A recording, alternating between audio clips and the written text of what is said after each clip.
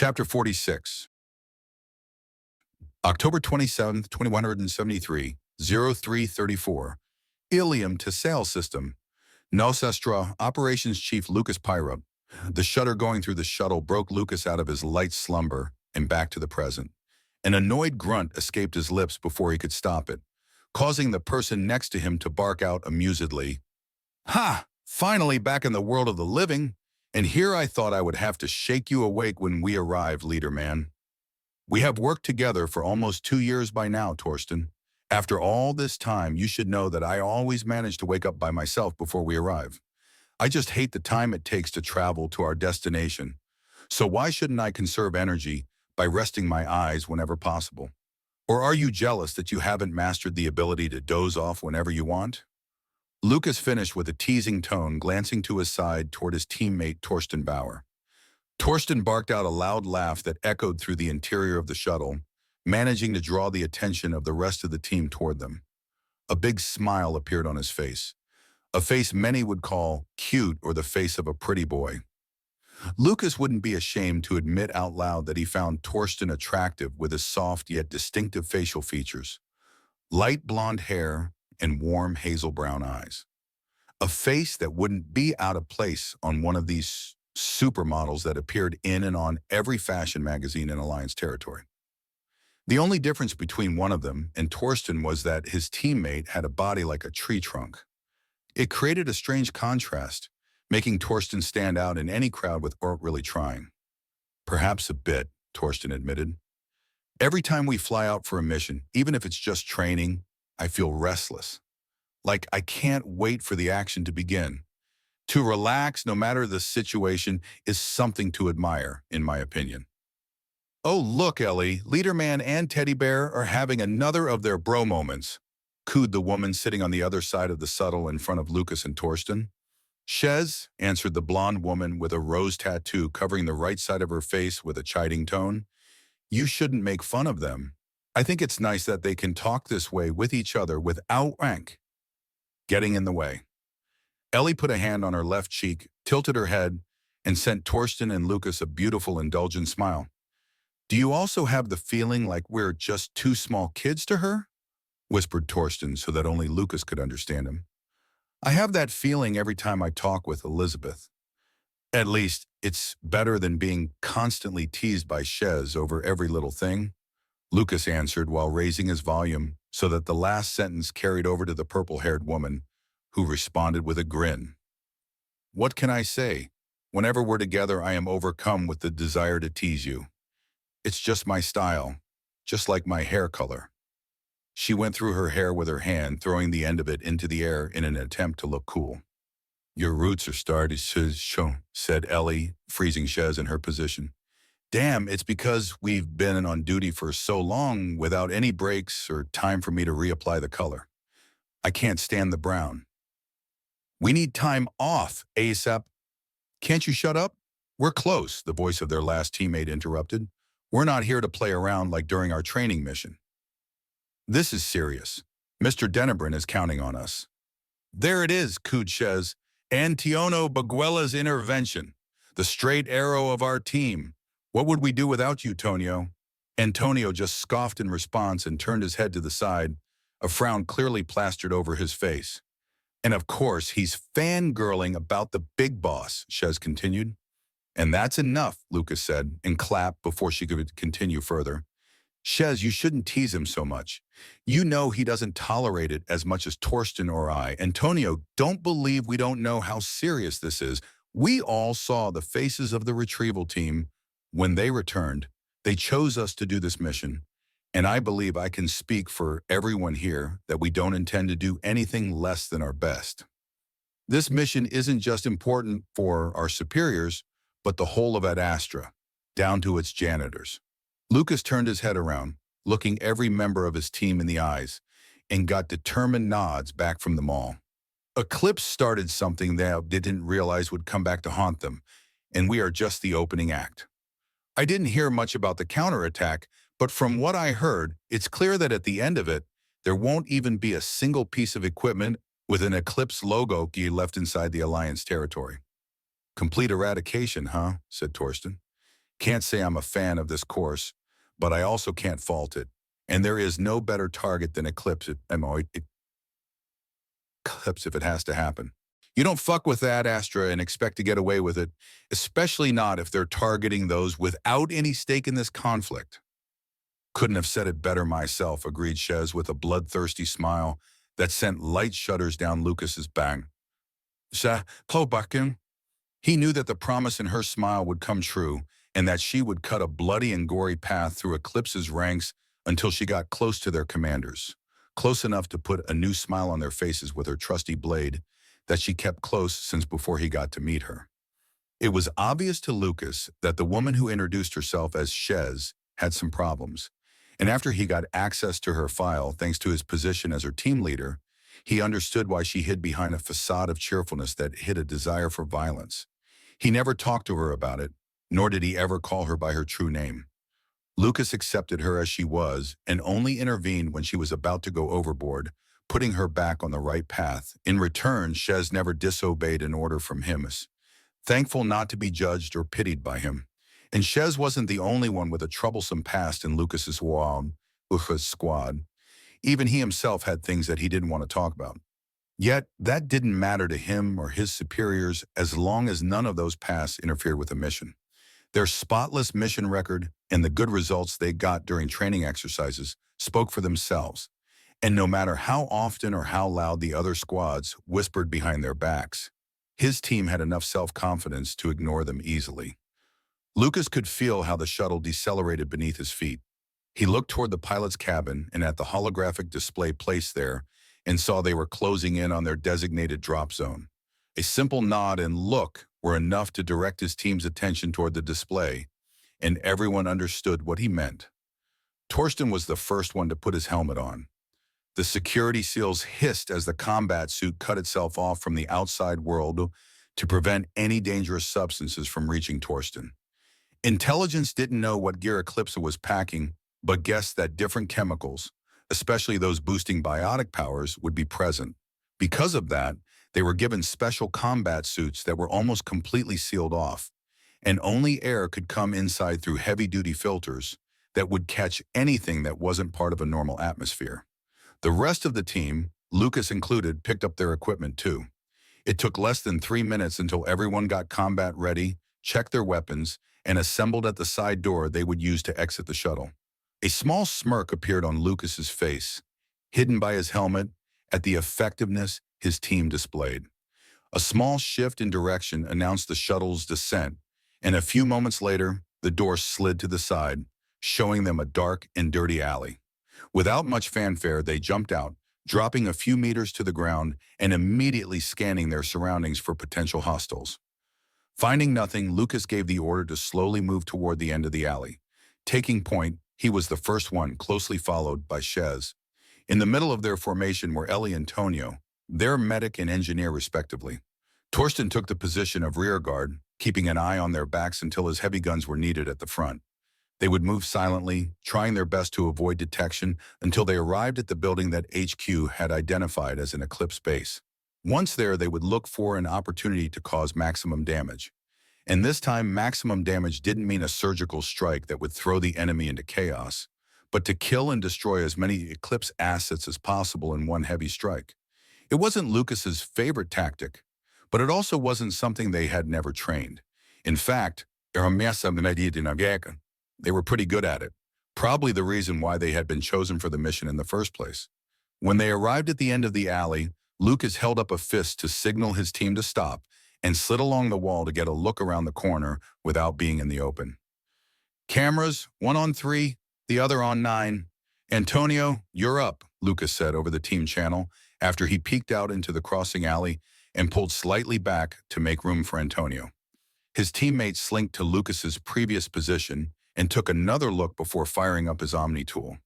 Instead of the usual bright orange, it was a dark blue, which didn't light up the alley like the standard edition would have done.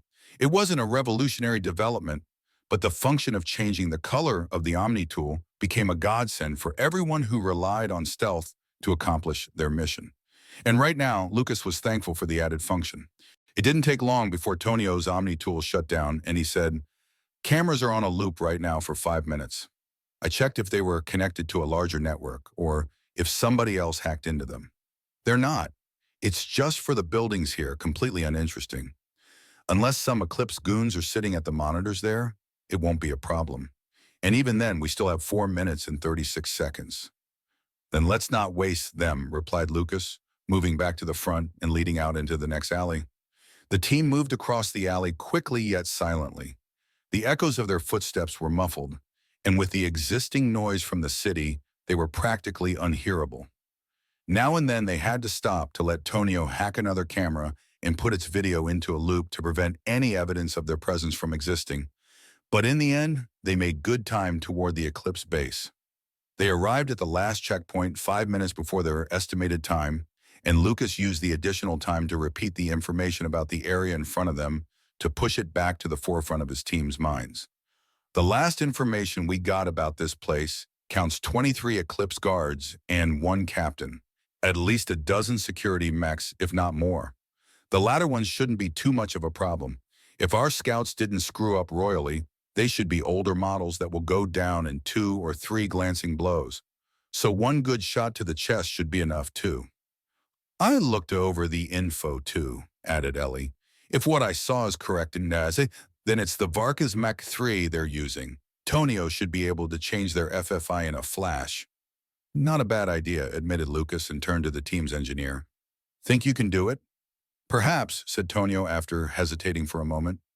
Friend-foe identification is a bit tricky. Furthermore, even if the hardware is older, I can't say anything about the software they're running on. Could be standard, with some tweaks to it. Or an Eclipse engineer put his own software on them. I'll try it and let some of my puppet master programs do their best. But don't expect any miracles, especially when we're under fire. We won't expect any miracles, assured Lucas, the kind smile on his face unseen. We're going in with less information than I would like. But then, the level of information I would call satisfying would be when I know what each Eclipse member had for breakfast and how many bolts are in each mech. The small joke got his team to chuckle a bit before Lucas cut it off with another detail about the raid. Anyway, the guard mechs aren't what I'm worried about. It's the biotic enhancers in the mobile combat platform. The heavy mech is a known quantity, but dangerous nonetheless. It's going to be your job, Torsten, to bring it down, and as fast as possible at that. Don't worry, leader man, answered their biggest member, patting the 3 rods fastened to his right thigh. Those babies should make kindling out of the heavy mech in no time. Then the only thing remaining is the biotic enhancers. Shez put the conversation back on track.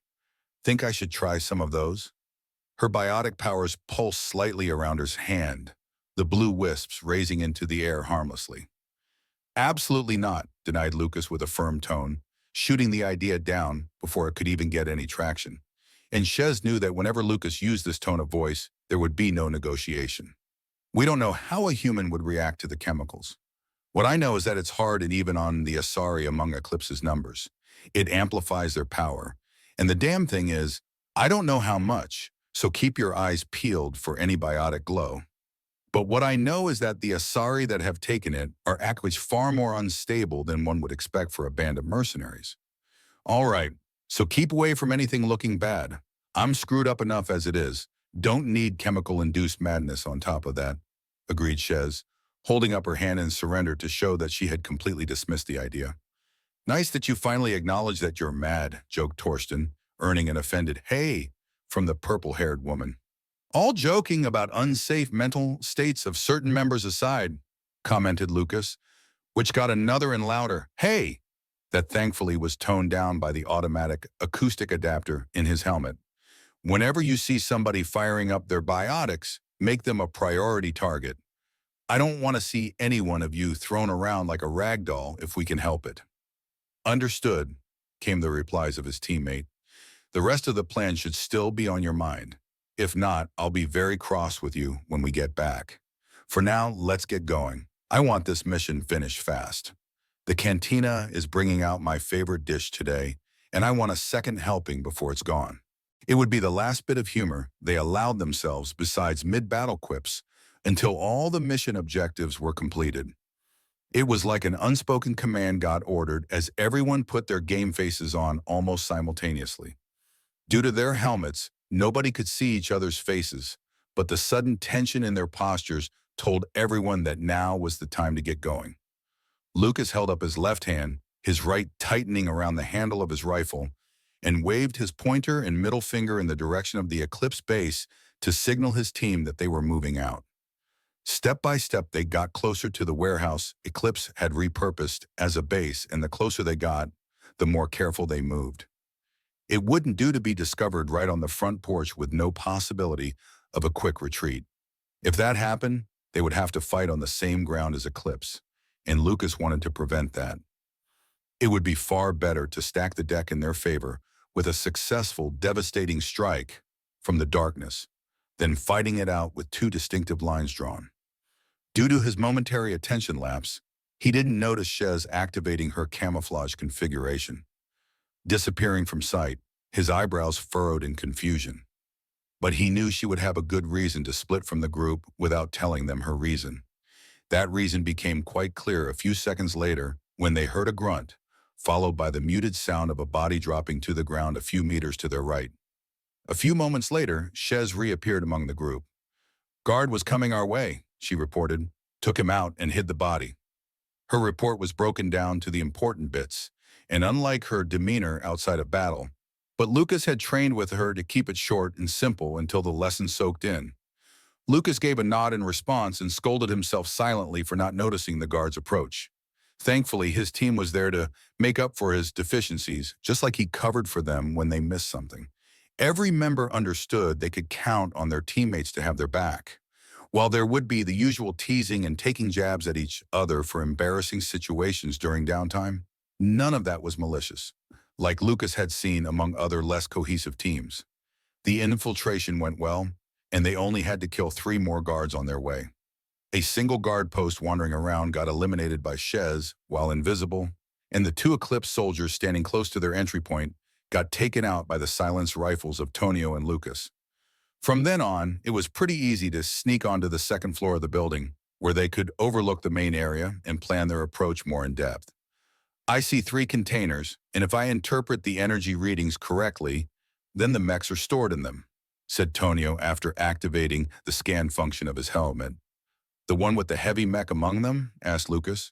"Isn't here. Just security bots. They must keep the heavy mech somewhere else, outside, or have shipped it off already." "Anticipate that it is one of the first 2 options," Lucas said. "The third one would be the best, but don't count on it. Is the jammer ready yet?" "It's powered up and ready at your command," answered Ellie, who had put the small machine on the ground and tipped a few buttons on the side of it. "Wait another minute before you activate," he ordered and got a nod in return. Lucas pointed toward one of the containers with the mechs. "Fire one of the rockets at that container when we start our assault.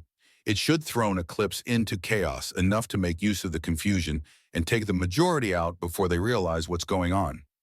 "Lucas," interrupted Shez, "check out the Asari at the right end of the hall. Doesn't she seem familiar?" Following Shez's direction, Lucas turned his head and activated the zoom function. He got a good look at her face and understood what Shez meant. A simple voice command was enough to take a picture and send it through their facial recognition databank to hopefully get a positive reading back quickly. And he got one back, almost fast enough to call it instantaneous. "Holy shit," Lucas cursed. "It's Ayara Nesta, the former leader of Eclipse here on Ilium. I think we hit the jackpot with this mission." A plan quickly formulated inside his mind, taking the new variable into consideration. "Okay, change of plans," announced Lucas and signaled Ellie to wait with the activation of the jammer for a moment longer. "We have a person of interest on the ground. Intel would never forgive us if we let her escape or just shoot her, as much as I would like to do it.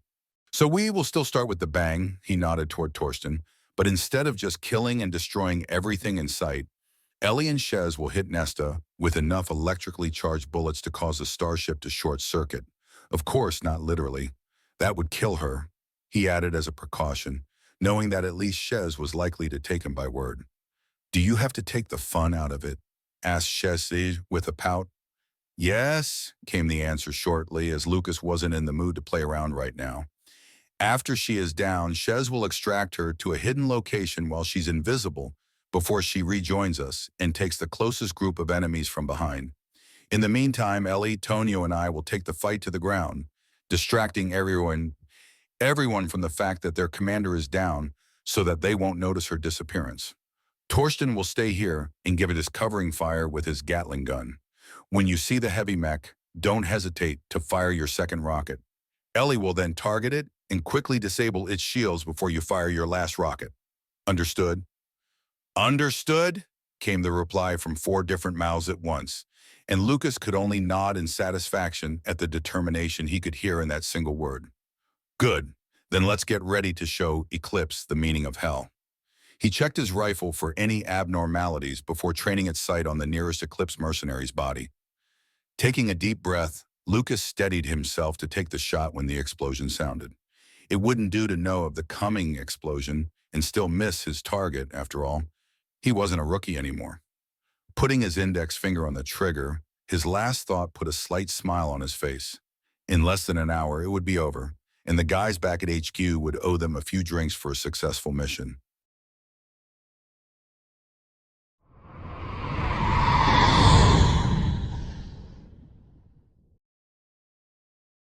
Chapter 47.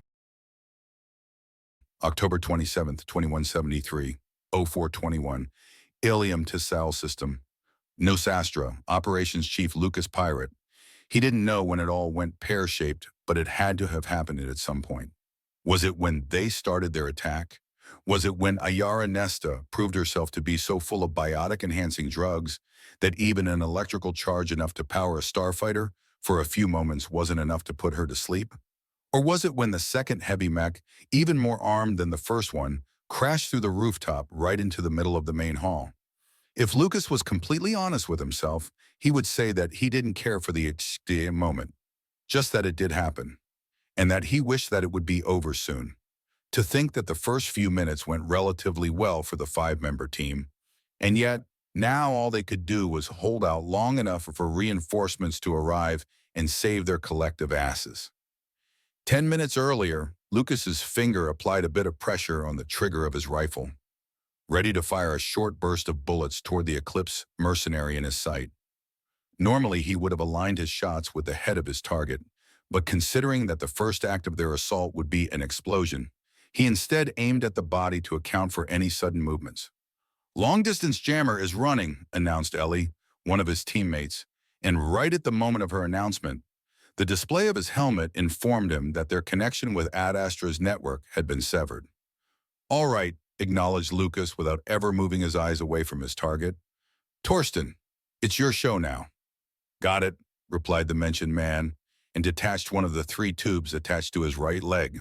He flipped the tube around in his hand so that he was holding the opening of his tube toward one of the containers standing in the main hall of the building, while his left hand came up to his right forearm to brace it against the recoil that would come from firing the mini-rocket. It shouldn't surprise Lucas how much destruction a rocket that was barely longer than his hand could cause. After all, he had seen and used some of the things that came right out of the labs for field testing. Yet the gap between the rocket's size and the amount of destruction it could cause still sends shivers down his back whenever he thought about it. Thankfully, they would never be released on the open market because they were too dangerous and too easy to hide for them to fall into the hands of someone with nefarious reasons. And secondly, they were far too expensive. The 3 rockets Torsten carried probably cost more together than any average person could make in a decade. And now they were about to blow up that amount of money in a fiery explosion. Well, it wasn't his money, and Lucas was glad he was on the side of the people firing them. It was only a very quiet sizzle that announced the impending launch. The next thing he knew was that one of the containers containing Eclipse's mechs got turned into scrap metal, which flew all throughout the main hall, hitting Eclipse mercenaries and collapsing their kinetic shields. A few unlucky ones, standing too close to the explosion, got thrown around and crashed against the floor or the walls with sickening crunches. And Lucas hoped for them that their deaths had been swift. He may not scratch that. He may hate Eclipse and what they had done to the innocent members of Ad Astra, but he still could hold life itself dear and not wish suffering onto anyone. That's why when he saw that his target's kinetic shields collapsed due to the metal flying around, Lucas didn't hesitate and fired a short burst into the Solarian's body, dropping him to the ground dead. He felt more than heard how the 3 rifles of his teammates went off almost at the same time as his. The sudden release of energy, the energy of around a dozen bullets firing towards their targets, or more than half of them electrically charged, and the fact that they were standing close to each other sent vibrations through his body intact with every bullet release. His crosshair moved from target to target, always jumping toward those whose shields had collapsed or were about to. Anything else would take too much time, and the sudden confusion and panic after the explosion wouldn't hold for much longer, losing them their momentary advantage. It wouldn't take much longer until Eclipse regained some of their equilibrium and started their counterattack. Sadly, it happened quicker than he had expected, and the form it took almost took him completely by surprise. Only a shouted, "Biotic projectile!" from Shez made it possible for him to jump a few steps back from the edge and curl his body together before the ground under his feet gave away, and he and the rest of his team fell down toward the main hall. Falling from any height and landing awkwardly on one left side could potentially lead to injuries, something which was especially dangerous in the middle of combat. But Lucas's combat suit's padding and his training helped him mitigate the force of the fall into a roll onto his stomach. Without wasting time, he pulled his rifle forward and fired wildly into a group of Eclipse mercenaries. Instead of trusting in their shields and using the opportunity to take him or a member of his team out while they were disorientated, the mercenaries threw themselves behind cover, wasting their golden chance. A hand grabbed his right leg and started to pull him backward. The grip wasn't too hard, and the pull was not uncomfortable, so he took the chance of it being one of his teammates pulling him to keep firing to give them much-needed covering fire. Luckily, his gamble paid off, as he found himself behind a crate when the hand let go of his leg. He stood up in a crouch, turning slightly toward the left to see Torsten giving him a thumbs up. "Sound off," Lucas ordered, hoping that everyone got away from the nasty fall without any serious or hampering injury. "Ellie and I are all right," came Shez's immediate response. "I'm fine too," answered Tonio, and a second look toward Torsten showed him that Tonio was behind the same crate as them. Torsten responded much the same, if only for Shez's and Ellie's state of mind, as they weren't behind the same cover as the 3 men. "What happened?" asked Lucas, wanting to get a picture of what happened while he peeked out behind the crate to get a reading on their current situation. "That bitch happened," growled Shez, throwing a grenade toward a group of mechs that were starting to come out of one other container and toward their position.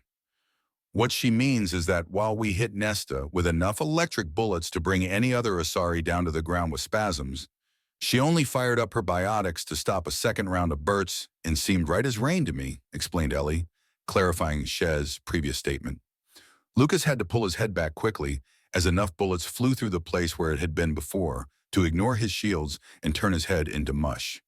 He took a deep breath, taking a short moment to calm his heart from this near-death experience, so that the adrenaline wouldn't hinder his thought process. "Think you can turn those mechs against Eclipse?" he asked Tonio while returning to taking pot shots at every Eclipse mercenary who dared to stick their head out of cover. Getting the current situation under control was more important right now than asking about their newly acquired special target. "First thing I tried," came the answer from the team's engineer immediately.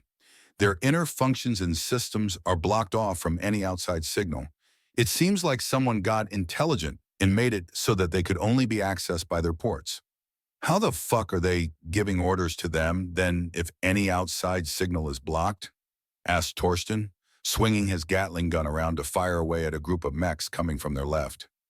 "Signals still can get through," corrected Tonio, "just not any dealing with their main systems. Orders still get through too, and if I had the key I could change them, but that would take far too long. Yet I can do this." Tonio's Omni tool brightened up in a glowing orange, having activated his combat configuration, which shut off any unnecessary applications, including the color change for stealth operations to make room for more important processes, and threw his hand toward a group of 4 mechs walking between 2 crates. At first, nothing visibly happened before the first mech started sparking, followed by the other 3. Something like a warning shout could be heard from behind one of the crates, but the warning came too late to change the outcome, as the group of mechs exploded, and the shockwave threw two mercenaries out of their cover. Not wanting to waste this opportunity, Lucas quickly fired a burst into one of the mercenaries, while Shez took on the other. "Now that we have a bit of breathing room," said Lucas, "can you tell me why the floor suddenly collapsed?" "Nesta reformed the biotic barrier she used to stop our bullets and fired it as a projectile right at us. Thankfully, her aim was off, and she only hit the supporting pillars right below us. I think she took some of those biotic-enhancing drugs. Otherwise, she probably wouldn't be as strong or have terrible aim. At least there is some trade-off with those drugs. Would be mighty unfair if there wasn't a downside to them," threw Torsten in, his voice shaking a bit from the vibrations of his Gatling gun. "I think it's about the sudden surge in power. If you're not used to it, then you can't control it, and if the person taking those drugs gets used to them, well, then you're fucked," came the helpful comment from Tonio. "So it's probably like with any other addict. The more they use it, the more they get used to the side effects." "All right, we can talk about that later," interrupted Lucas before the discussion could continue. "But we have more pressing concerns right now." He pulled back into cover, stopping his defense against the still oncoming Eclipse and mechs to let his rifle cool down. Overheating in this situation wouldn't help in the slightest. "Does anybody have an idea?" "Killing them all," came Shez's unsurprising answer. "That's still our end goal. I was asking about ideas on how we end up at that outcome," Lucas sighed. "Advancing from two sides, push them from two sides, and eliminate everyone between us. That way they won't be able to pressure us from all sides," suggested Tonio, after taking a quick look at the situation. "Not possible," disagreed Torsten, while changing his Gatling gun's heat sink with one of the spares magnetized to his back. He secured the one he replaced in the new one's old position, where the heat could slowly dissipate, after which the heat sink would become usable again. "There's a gate on the right side. If anything, that's the way the heavy mech is going to come from. And I wouldn't want to be close to that thing when it's coming in." "Good argument," Lucas noted before he came to a conclusion. "Here's what we are going to do," he announced, and got everyone's attention, or at least all the attention they could spare while keeping Eclipse busy. "We're moving in 3 groups along the left side of the hall, 2 with 2 and 1 with 1. Shez, you're going to be the one. Only move and attack when your camouflage is active. I don't want them to get a clear reading of your position. Tonio, you and Ellie are moving together, slightly behind me and Torsten. Leave enough space between us to force Eclipse to see us as 2 separate groups. That way we can pressure them from 2 different angles. Just don't keep too much distance that they can separate us from each other. Shez, keep an eye out for anybody trying and take them out before they can do this." "Understood," came the reply immediately, and Torsten and Lucas got ready to change their position further toward the left. They would play the vanguard of their group and pull most of Eclipse's attention to them so that the others would have a slightly easier time moving forward. Something that would be much easier thanks to Torsten's Gatling gun, which definitely couldn't be overlooked. "Now," Lucas ordered when he heard that the number of bullets coming their way and crashing against the crates lessened for a moment. He made sure not to overtake Torsten by too much, keeping himself close to his teammate so that they would arrive at the next piece of cover roughly around the same time. Due to his heavier equipment, Torsten couldn't sprint as fast as the lighter Lucas and would become the single target of opportunity if he was the only one not behind cover. Yet with Lucas out there too, Eclipse would spread their attention to the 2 of them. Thanks to that, the damage to their kinetic shields wouldn't be as high and hopefully not collapse while they were moving. Behind them, Lucas could hear how the rifles of Tonio, Shez, and Ellie went off, giving them much-needed covering fire that reduced the amount of Eclipse mercenaries that dared to stick their heads out. Yet, that didn't prevent some still daring to get out of cover, and the mechs didn't care about it in the first place. Out of the corner of his eyes, Lucas could see how the readout of his shield slowly dropped ever lower as more and more bullets crashed into his shield, and he knew that Torsten had the same problem. He threw himself into a forward roll when the next crate was only a few meters away. His feet barely positioned themselves correctly on the floor when Lucas turned around and fired his rifles into a group of mechs targeting Torsten, destroying 3 of the mechs with rapid fire. He gave Torsten enough time to fully dive behind cover. "Did they get you?" he asked when he heard a pained groan coming from behind him. My shield broke on the last meters, replied Torsten while fiddling with his Omni tool. One in the arm and one in my side, but Medigel should fix the issue. The issue, no problem. I'm going to be at 100% in a moment. Waving his Omni tool over the hit parts, Torsten applied enough Medigel to seal the wounds and numb the pain for a time. He couldn't afford to be distracted by flashes of pain whenever he moved wrong. The Medigel was only beginning to work when Torsten grabbed his Gatling gun, which he had dropped at his side, and returned to turning mechs into scrap metal. Ellie, Shez, move forward. The command was given, and Lucas knew his two females would wait for an opportune moment to run for the next cover. And with Torsten's and Lucas's renewed pressing, this moment came sooner than later. The two women ran toward the cover Tonio was waiting behind and slid behind it in less time than Torsten and Lucas had needed for their cover change. Shez only took a moment to gather her breath before she activated her camouflage system and crossed the distance between her and Lucas. Thanks to her invisibility, she crossed the open space without becoming a target and reappeared moments later next to Lucas. Already here? He asked, not taking his eyes off the enemy. Thought it would be better if I defend this position whenever the two groups are moving, Shez explained, and Lucas understood what she was saying. That way, there would be no empty gaps between the two groups after Torsten and Lucas moved to the next cover, and they would always have 2 or 3 attack vectors. It would be more dangerous for Shez after the enemy caught on that she was moving unseen when they got attacked from a position they previously thought vacated. Yet, Lucas had faith in his teammate that she knew the risks and prepared herself appropriately. He gave her a short nod to signal that he accepted her adjustment of their plan. Instead of talking more, he already eyed the next piece of cover that would put them firmly on one side of the massive Eclipse mercenaries and mechs. When Torsten and I reach the next position, wait for a moment and concentrate your fire on Eclipse. 3 grenades should move them out of their positions enough to eliminate a good chunk of their forces in one go. We should also keep an eye out for any biotics, added Tonio. Right now, we're dealing only with mechs and the usually Eclipse grunts, and I don't like that we're not seeing any combat engineers or biotic users, and the heavy mechs is also unaccounted for. Good point, acknowledged Lucas, without missing a beat. The circumstance that no biotics had been thrown their way since the attack that got them to the ground level worried him. There shouldn't be more than 1 or 2 handfuls of Asari at this location, but every single one was able to use biotics. They were probably preparing a trap or big counterattack, using the grunts to soften us up and then hit us with a devastating attack. Lucas concluded and shared his thoughts with the rest of the team to get them to keep an eye out for anything unusual or indicating that the attack was coming. Nevertheless, they had to keep moving to make the best of their current advantage of only being up against the grunts. Should they not use it and the battle evolve into trench warfare, the enemy would have too much time to prepare. And when they hit, Lucas and his team would have to fight against their heavy hitters and their grunts at the same time. Over the next few minutes, Lucas and his team slowly advanced along the left side of the hall, taking only small or grazing wounds if Eclipse managed to get through their shields and armor while changing their cover. Their confidence that they would get out of this situation no matter what Eclipse decided to throw at them rose with every mercenary they dropped to the ground. Yet, the situation changed at the drop of a hat. Perhaps overconfidence made the team sloppy, or maybe it was just plain surprise that caught them off guard.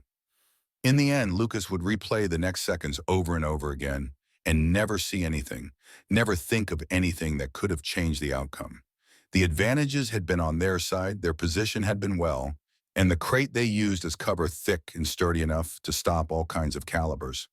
But nothing could stop bad luck from happening, and that was what Lucas decided to categorize the fact that when a literal hail of bullets flew through the closed gates on the other side of the hall, Torsten's side had been a few centimeters out of cover.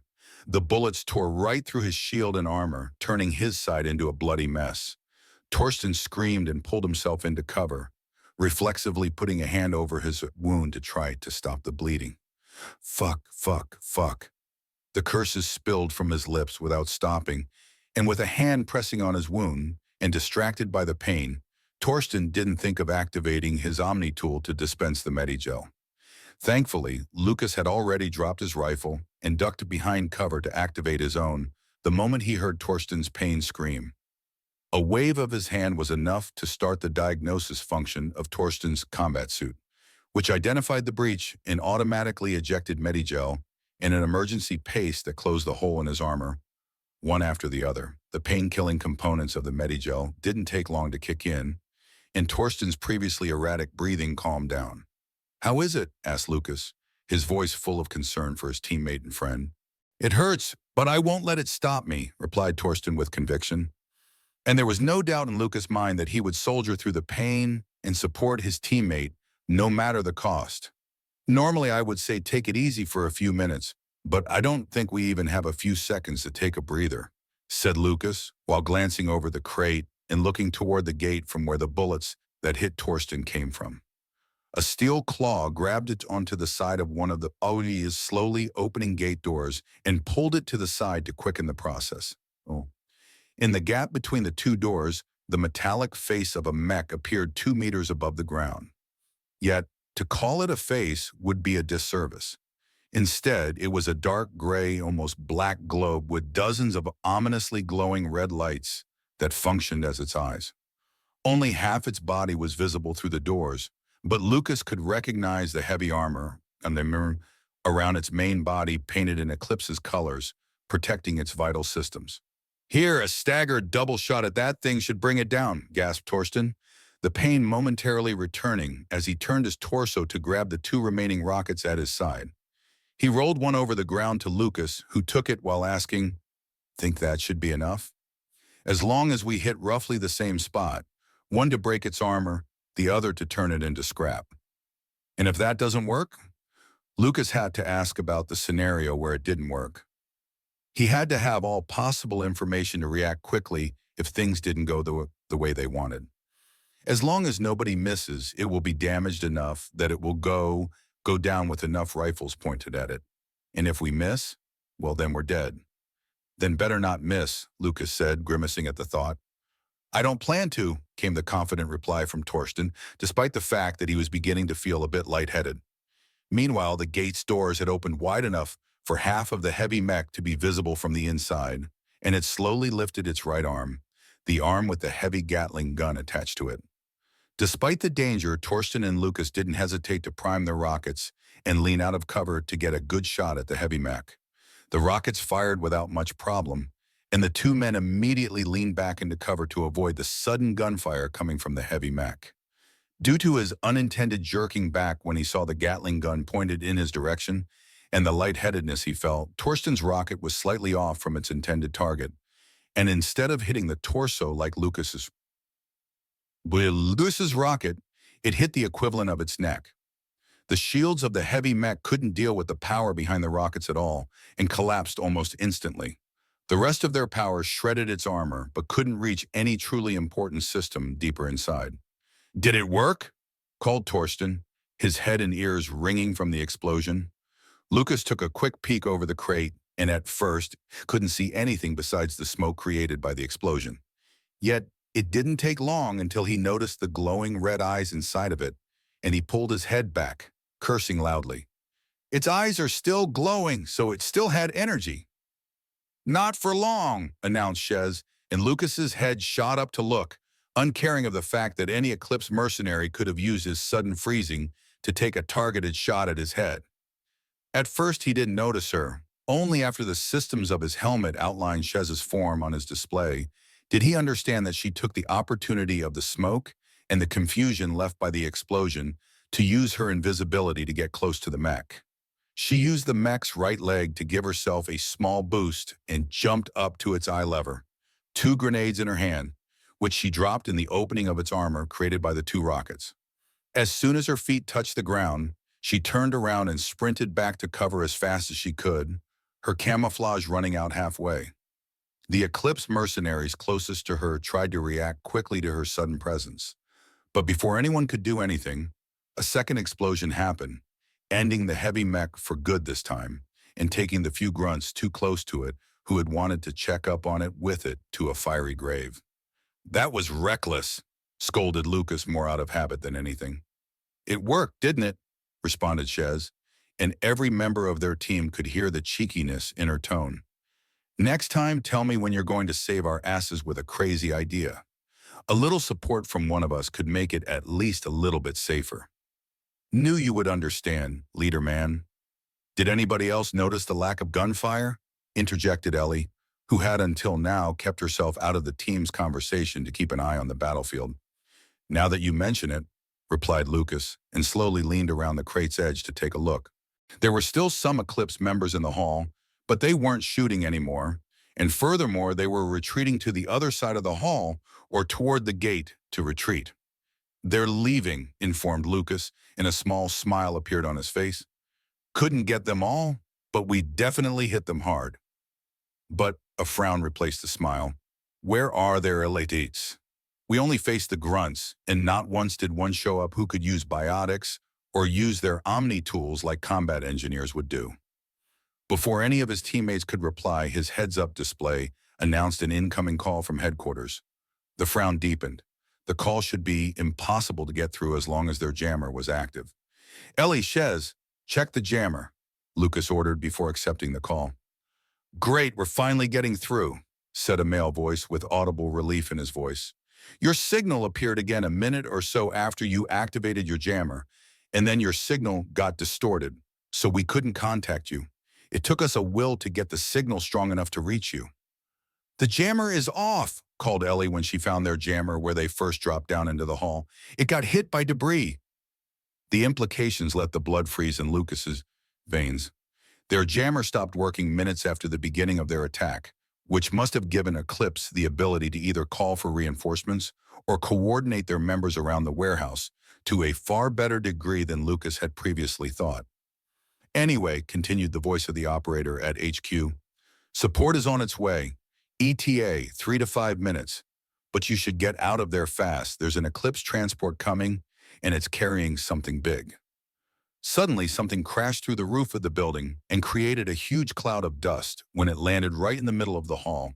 As the dust disappeared slowly, Lucas could make out the silhouette of a mech that was at least a meter taller than the heavy mech that had tried to enter the hall, and with every second that passed, the mech got more visible, and the dread that Lucas felt got more intense. I think your warning came a little too late, he answered the operator, speaking for the first time since the call began. 3 to 5 minutes, you said, he repeated, while unconsciously checking over his rifle with a pained grimace on his face. Tell them to hurry up, else I don't know if we will still be here when they arrive. Lucas ended the call and looked around for his teammates. He found them easily, and one look at their body language was enough to know their thoughts about fighting this machine. Yet, they would do their best to try and survive the next 5 minutes until the reinforcements arrived. At least it can't get any worse, commented Torsten, with a despondent chuckle. Hope you didn't forget me, screamed a shrill voice from the other side of the mech. And after a quick flash of blue light, an Asari appeared on the shoulder of the gigantic mech. I still have to skin you alive for all the trouble you caused. The manic smile on the face of Ayara Nesta promised a painful end, and the pulsing blue biotics around her body didn't help calm down anyone's nerves. You were saying? Came the sarcastic question from Ellie, who never really used that tone with anyone. I take back what I said and stay quiet from now on, promised Torsten without hesitation. Doesn't really help now, but I take what I can get, Ellie replied. 5 minutes, guys, Lucas reminded. 5 minutes, that's all we need. Yet he knew that those 5 minutes would probably be the hardest 5 minutes of their lifetime. But that didn't mean they would try and do it. With a silent shout, they threw themselves back into cover to survive the coming onslaught.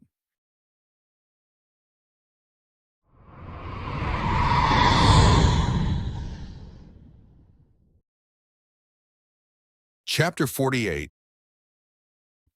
October 27, 2173, 0426, Ilium to Sail System. Nosistra, Operations Chief Lucas Pyrote. 3 minutes.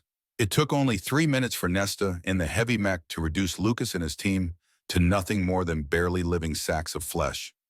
Lucas held back an agonizing scream of pain as he dragged himself over the ground toward one of the crates carelessly thrown around the hall by Nesta's biotic powers. His broken legs sent waves of pain through his body with every little jolt. The only positive Lucas could think of was that somehow his team, down to the last member, was still alive. Hurt beyond hurt, but alive. It was a miracle on par with resurrecting the dead, or perhaps it was a chance with a probability lower than that human history would repeat the same as it happened if everything got returned to the beginning of time itself. Somehow, a wry smile appeared on Lucas's face. Damn, he muttered to himself. The pain is making me philosophical. The thought if his thoughts really were philosophical appeared in his mind, making him chuckle. Oh, did the pain turn you mad? That would be one explanation for your chuckling in this situation, said a voice coming from behind him. The clicking of her heels sounded unusually loud in his ears, even above the cackling of the fires burning through the hall. Then again, I know everything about how pain can turn a brain into mush. My mistress is a master at this. She can bring you right to the edge and back as often as she wants to. And when she does it enough, you crave that feeling like nothing else I've ever encountered in the galaxy. I had almost forgotten how good she is at that, but thanks to your boss, she returned and showed me the pleasure of pain once again. Iara Nesta was positively swooning at the end. Yet even if he couldn't see her, Lucas definitely could hear an undercurrent of fear and apprehension in her voice. Quiet, almost non-existent, but there nonetheless. With clenched teeth, Lucas tried to turn onto his back to look at the Asari that slowly started to get closer again. Her steps slow and measured like a predator stalking its prey. He could feel how every single nerve, bone, and cell of his body protested, and he knew that the only reason it didn't fall apart was the liberal use of all his Medigel supplies. All over his body, the bones that had been on the verge of breaking decided as one to show him the middle finger, and with a crack that sounded like a tree in the process of falling during a storm, they broke. His helmet, even if it hadn't been cracked open like an egg, would have done nothing to muffle the scream that literally tore out of his mouth.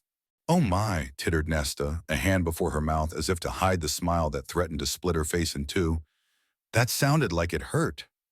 The first thing Lucas saw after the pain receded enough to focus on anything else was the amusement and madness dancing behind Nesta's eyes. Somewhere in the back of his mind, he lamented that it wasn't anything else. Perhaps he should have stayed on his stomach. Less painful, too. No, don't look so disappointed, Nesta frowned playfully.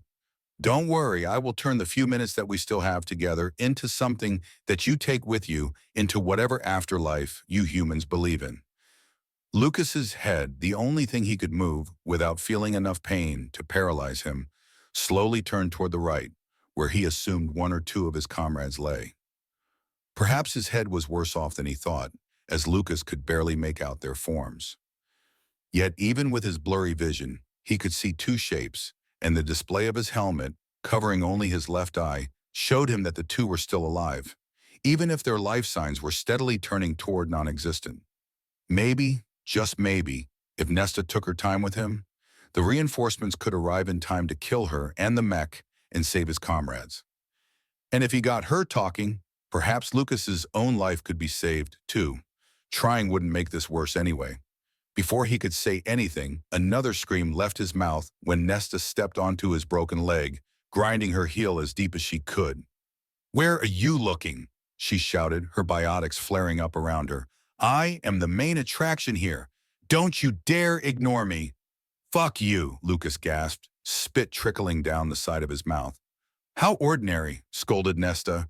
Her demeanor turned calm as if her previous outburst never happened. If you have to insult or curse me, do something uncommon. Anything else is boring. She stepped off his leg and skipped around his body, crouching down next to his head. With gentle hands, she grabbed it and turned it so that Lucas could look her in the eyes. I think this helmet is a little in the way. Let me help you lose it. Her thumbs went through the opening of the helmet to get a better grip, and with a minor strength adjustment with her biotics, Nesta ripped the helmet in two and off Lucas' head. Without being held up, the back of his head painfully hit the ground, and without the helmet, there was nothing to give him even the slightest bit of protection.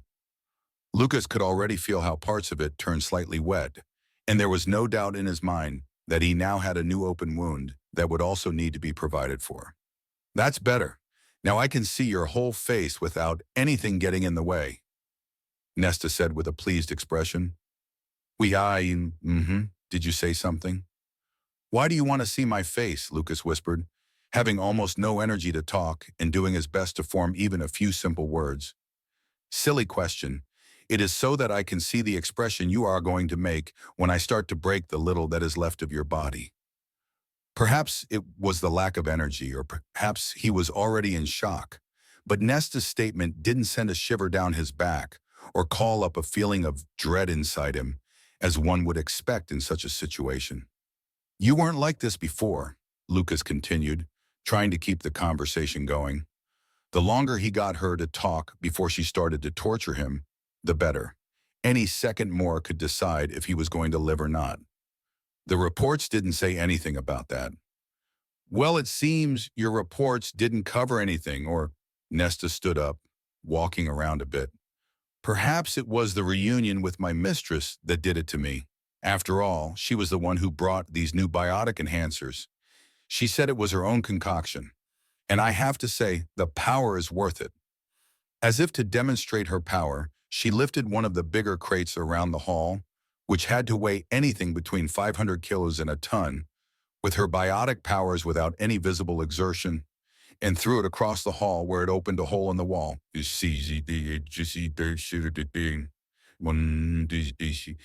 See, that's the power my mistress gave me. She said something about side effects, but what do I care? Nesta started to laugh, and Lucas could say with absolute certainty that one of the side effects had to be losing one's mind. Nothing else could explain the deranged look the Asari had on her face. Yet, Lucas didn't dare to even show his thoughts on his face. He wouldn't be able to keep the disgust of it. And anything he did could turn her attention back to him. Better to let her get it out without interruption. It was to his advantage anyway. Every second she spent laughing about a joke only she understood was better than her making her promise of making him scream, and it couldn't take long anymore before the cavalry appeared. Eventually, Nesta stopped laughing and turned back to Lucas. In the blink of an eye, she shortened the distance between them and crouched once again next to him to look him in the eyes. But this time, Lucas could see something else behind the madness dancing in hers. Perhaps it was his addled mind, but Lucas would swear he saw something akin to a cry for help hidden in them, the desire for everything to end. What are Eclipse's plans? Why are you doing this? Lucas didn't know where the question came from or why he asked them. No enemy, even to gloat to a dying foe, would ever reveal their plans lightly if they were in their right mind. Yet Nesta didn't appear to have full control over her mental faculties, if the sudden changes in her mood were any indicator. Do you really think I would spot Eclipse's plans for the future so easily? Asked Nesta in return, a chuckle escaping her. You must think me a simpleton, don't you? It wasn't like Lucas was disappointed that it didn't work. The chances that she would reveal anything, even just the slightest morsel of information, was next to nothing. No, even if she had revealed anything, the chances of his survival were low anyway, and any information he obtained would be lost with his death anyway. Despite this, getting her to talk, distracting her from her objective, and keeping her here was Lucas's true goal. But as your life is only measured in minutes, and because I want to see the look of despair on your face when I tell you what is going to happen to the company you decide to serve with your whole being, it's going to be wonderful. And the only thing I regret is not being able to see the look on your boss's face when it happens. Thanks to that asshole, I'm on thin ice with the rest of Eclipse's commanders, and I think payback is a wonderful thing. It seemed like the gods of luck and chance were smiling upon Lucas today. Maybe it was just Nesta's desire to see him suffer, and Lucas considered psychological torture the worst option between it and its physical counterpart. But he would endure it with a smile on his face as long as he could if it raised his chances of survival. First, we will do it again, Nesta began slowly, whispering like she was sharing a secret just between the two of them. We get some of your simple employees and create a scene right out of a horror holovid. Again and again, until all your little drones flee from Ilium like they should have done in the first place. Then we will slowly, ever so slowly, hunt down everyone who stayed. Apprehension welled up inside Lucas alongside disgust.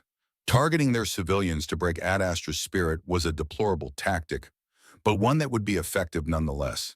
Yet, Eclipse didn't think far enough. While it was true that if Eclipse was successful in getting them off Ilium, there would be nothing Ad Astra could do to them without turning the matriarchs of Ilium against them, there would be nowhere to hide for Eclipse in the rest of the galaxy. The only places they would be safe from Ad Astra's retaliation would be inside the territory of the other Council species and deep inside the Terminus systems, far away from any place where they could become powerful again after Oscar Denebrin was finished dismantling their organization. Ha ha! Lucas couldn't help himself letting out a small laugh at the thought, no matter that it hurt to do so. I know, it's going to be a grand amusement, replied Nesta, lost in her mind and thinking wrongly that he found amusement in Eclipse's plans. That's not it, he rasped, his dry throat making it harder to talk with every passing second, yet he continued talking anyway. Oh, it's just that you think that going so far for a single planet, no matter how important Ilium is for the galactic economy and how influential your employer, the Arbiter, is, that it is worth making Oscar Denebrin and the whole of Ad Astra your enemy. Either you overestimate your reach, your power, and everything else you believe to possess, or you are underestimating to what lengths my boss will go to avenge the damages you're doing to him and his company. Oh, I don't think so, countered Nesta, her voice dripping condescension. Eclipse existed for centuries. We're the greatest mercenary organization in the galaxy, and not even the Blood Pack, as much as they would like to call themselves it, are our equals. So what could a tiny human company do? You're not even half a century old. You think age is something important to humans? That just because we're a younger species, we can't compete or even stand up against those that want to suppress us just because they have more experience? Don't make me laugh. We adapt to new circumstances fast enough to crush any opposition. Thanks to your deal with the Arbiter, you have entered a hell of your own making. Don't you think I know that? Nesta screamed, and for a moment Lucas could see how some sort of clarity returned to her eyes, which burned with the fire of hate. Thanks to that bitch, my previous commander returned and took everything away from me. Everything I worked so hard for since I joined Eclipse a century ago. Just because she promised me that it would be an easy job and that Ad Astra would fold easily, and now there's a war going on. A war I'm made responsible for, even if nobody calls it one openly yet. But when I'm done with you and your companions and your whole bloody company, I will take on that bitch and make her wish that she had never been born, always trying to appear like an Asari barely out of her maiden years. But in reality, she is almost old enough to count as a matriarch. Isn't that hilarious? How vain can you get? Own your age, bitch. Lucas could only watch as Nesta once again ranted like a madwoman. But this time, he tried to concentrate as much as he could on every single word she screamed out into the world. He dearly hoped that one of his teammates was still conscious and listened to this as well, as he still didn't know if he would survive long enough to report everything he heard. A small movement in the corner of his eyes got him to refocus for a moment before a smile appeared on his face as he recognized what was going on. He suppressed it before Nesta turned her focus back to him and could ask about it. And that guy that follows her like a lost Varan puppy, doesn't he have any pride the rest of his species boasts about at every opportunity? As if he will be anything more than a toy she uses until she's bored with it and throws it away. As if she will ever help him get big in the weapon industry. And Nesta got interrupted during her rant as the hulking mech that stood still in the middle of the hall suddenly moved, and an electronic voice echoed out of its speakers. Incoming shuttles detected. Affiliation. Ad Astra. Conclusion.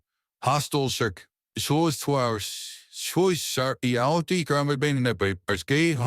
Incoming. Time until arrival. 4 minutes. Recommendation. Retreat due to enemy numbers exceeding safety levels.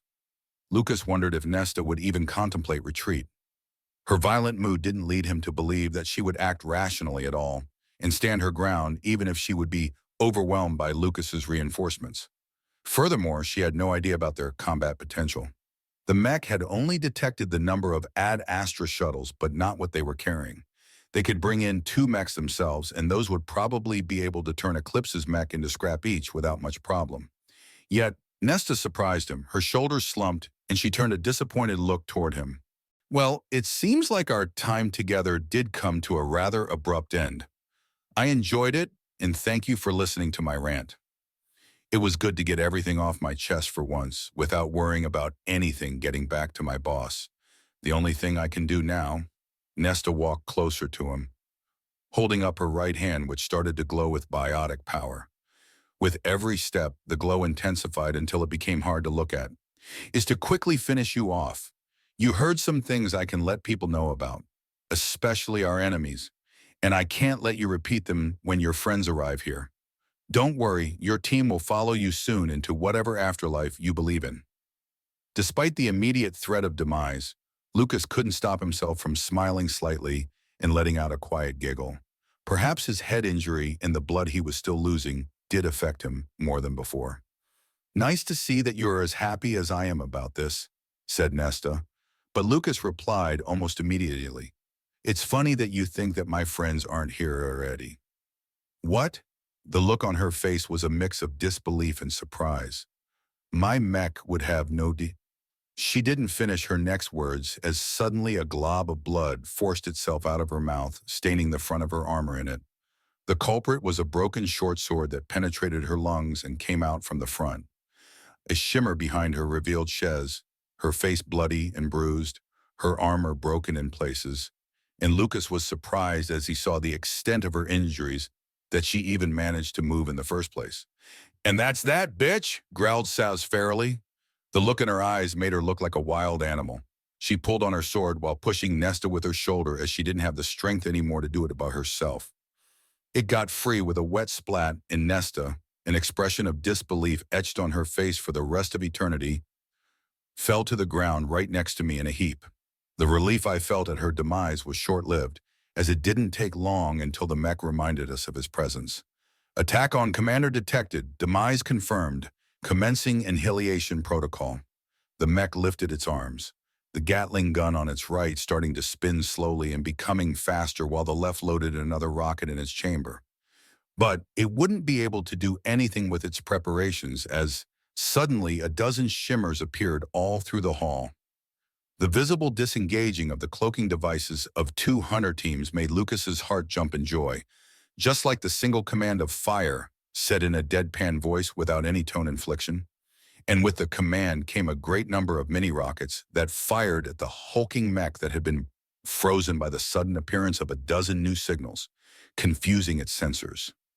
Probably before it could compute the new inputs, the rockets hammered into the mech, creating an explosion that caused Shez, who was already standing on shaky legs, to topple over, falling to Lucas's side, the side free of Nita's corpse.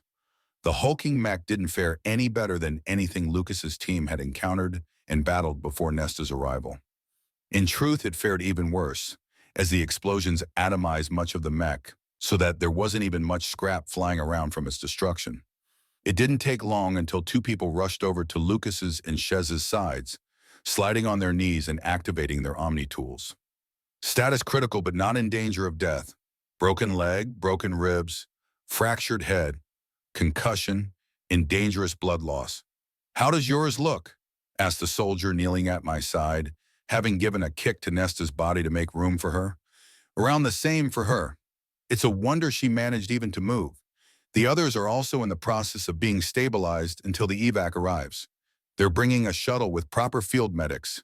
They should be able to hold them together until they arrive back at the base." "My team is alive?" Lucas managed to say, suddenly feeling very tired. Probably the absence of any tension being the culprit, he reasoned as best as he could. "Don't speak," scolded the soldier next to him.